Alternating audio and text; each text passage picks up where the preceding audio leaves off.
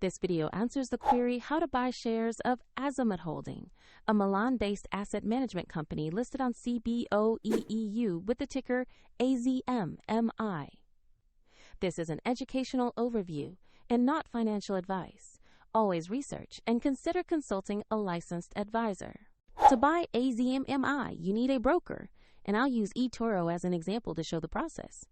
After signing up, you must verify your account, usually with a valid ID, and add funds to your account before placing an order. Use the platform search bar and type the ticker AZM.MI